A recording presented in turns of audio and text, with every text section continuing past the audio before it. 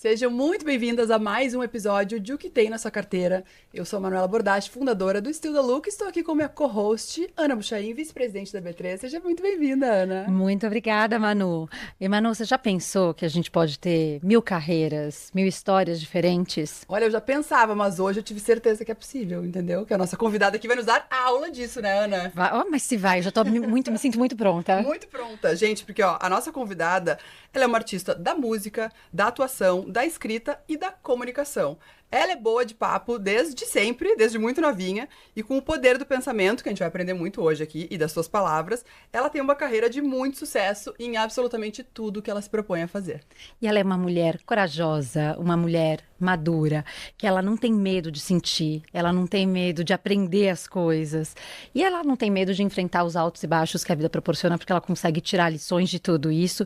Inclusive, ela também tem muita generosidade em compartilhar aquilo que ela aprende com muita gente de uma forma muito tranquila, muito calma, também amplificando suas experiências e ajudando a levar esperança e conforto para as mulheres que são parte da comunidade do projeto Basta Sentir. Seja muito bem-vinda, Mariana Rios. Ai, gente, que apresentação linda!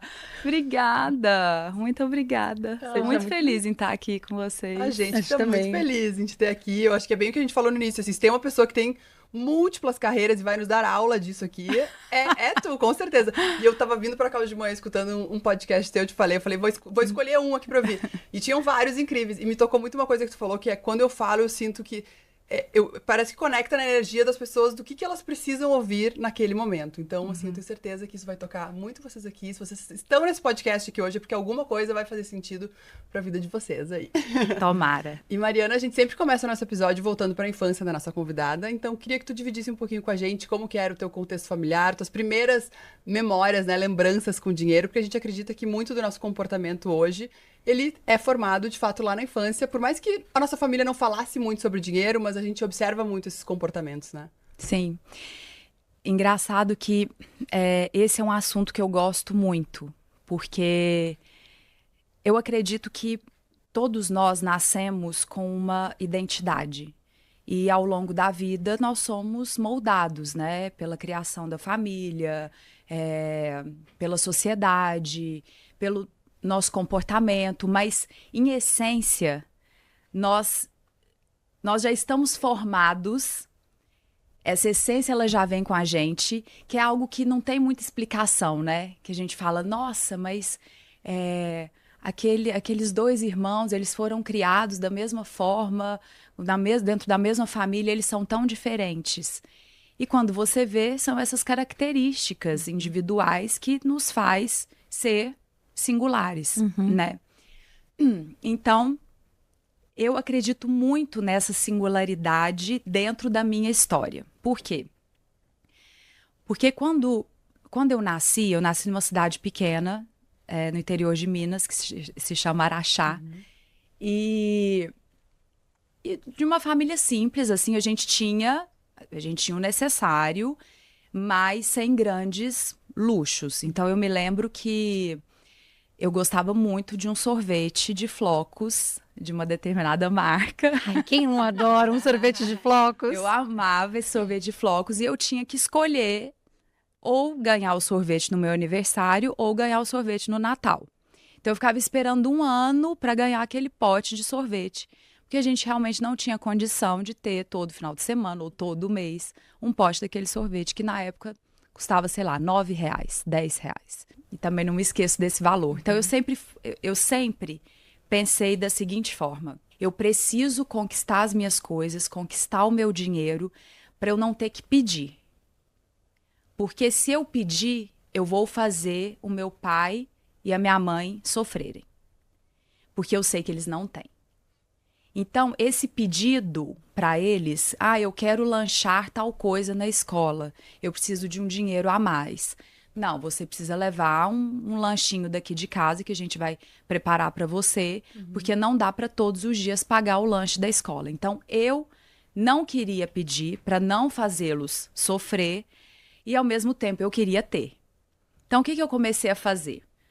Com mais ou menos 6 anos, eu vendia sacolé né? Que lá em Araxá chama chup-chup. É o geladinho, sei lá, nós temos esse nome de diferentes formas dentro das regiões do país. Mas eu montava minha vendinha ali e fazia o suco, o sacolé, a pipoca e o brigadeiro. Você fazia tudo. Na porta de casa, com 6 anos. Só que a minha mãe fazia. Quando eu fiz 7, 8 anos, eu fazia. E aí, com 8 anos, eu já levava para a escola o bombom. E aí, eu já não fazia só o brigadeiro mais, eu fazia o bombom recheado. Chegava da escola e preparava o bombom recheado. Então, com isso, eu comecei a ter uma noção do dinheiro e de querer ter o meu dinheiro. Porque assim, eu fazia o que eu bem entendesse com ele. E isso não veio de ninguém. Não foi uma coisa ensinada, foi algo que nasceu realmente comigo. Então, essa é a explicação que eu dou para a nossa essência, né? Como que a gente é, quais são as características que a gente nasceu e como essa sociedade, essa convivência, essa educação nos transforma ao longo da nossa vida. Então, a minha relação com o dinheiro na infância sempre foi de saber e ter certeza que o mais importante na minha vida seria a minha independência financeira. E assim eu fui buscando com que isso acontecesse. Buscando essa noção do dinheiro, fazendo de tudo para conquistar as minhas coisas e ter o meu e não o do outro. Então, com 7 anos eu também comecei a participar de festivais de música. Você já cantava naquela época? Sim, não porque eu queria o troféu, mas eu queria o prêmio. Olha só! Então, o meu primeiro troféu, o meu primeiro prêmio, ele veio de um festival de música que eu participei e eu queria decorar o meu quarto com papel de parede. E custava R$100 para eu fazer isso. E não tinha como os meus pais fazerem. Então, eu vi um cartaz na escola e falei, opa, o terceiro lugar paga R$100. Então, eu vou mirar no terceiro lugar. E a hora que eu fiquei em terceiro lugar, aquilo foi uma felicidade no dia seguinte. E por isso que eu falo muito do basta sentir. Porque antes de ir lá comprar o papel, eu já tinha ido na loja, eu já tinha mentalizado o quarto, eu já tinha visto aquele papel ali acontecendo, as pessoas colocando, já sabia como que o quarto ficaria. E no dia seguinte que eu ganhei esse prêmio, eu já fui exatamente na vendedora, junto com a minha mãe. Falei, eu vim pegar o meu papel. Que bacana. Então, a minha vida toda foi dessa forma. Eu primeiro sonhei com o desejo, com o que eu gostaria, mentalizei, vivenciei aquilo como se aquilo já fosse um fato. E fui trilhando o meu caminho para que aquele desejo se tornasse realidade. Ô Mai, mas tem uma passagem na tua história que eu acho muito legal, que assim, você começou a trabalhar muito cedo, você tem essa questão de visualizar e já imaginar, mas você também tem um pé no chão, porque quando você foi